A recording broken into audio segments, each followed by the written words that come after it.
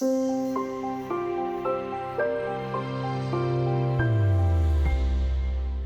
there. One of the most important lessons we've learned from more than 60 years of portfolio construction is that diversifying your investments is a very good idea. Professor Martin Weber from the University of Mannheim is a recognized international authority on this subject. He says every portfolio requires a degree of balance.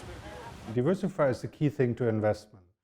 There's a big saying, diversification is the only free lunch you get. For you hate risk and you can destroy risk by diversification. That's the reason it's so important. The next question is, how do you diversify? The important thing, says Professor Weber, is to diversify across geographical regions and different asset classes. The idea to optimally diversify is that you look at different asset classes first and you diversify across different asset classes. And as the second thing, even within this asset class, you diversify as broad as possible. So if you think about different asset classes, clearly your stock, bond, and commodities, you can think about other ones, but these are the most liquid tradable asset classes. And within the stock, you have this variety of different stocks. Of course, the downside of diversification is that you're not heavily exposed to the sector that's about to enjoy big returns. But that's not the point. After all, nobody knows which region or asset class is about to outperform from one year to the next.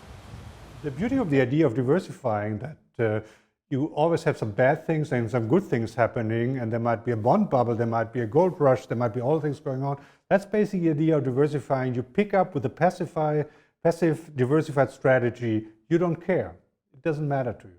Most investors should primarily hold stocks as well as bonds to dampen the risk. But Professor Weber also recommends keeping a cash reserve for two reasons. So it's basically the idea to reduce risk. So that's one idea why you should hold cash, according to your risk preference. The second thing is, it's a buffer. You need some money. Your car breaks down, or you sort of want to go for a big journey, or remodel your house and so on. That's a different need of cash. So for those two different reasons, you might want to hold cash.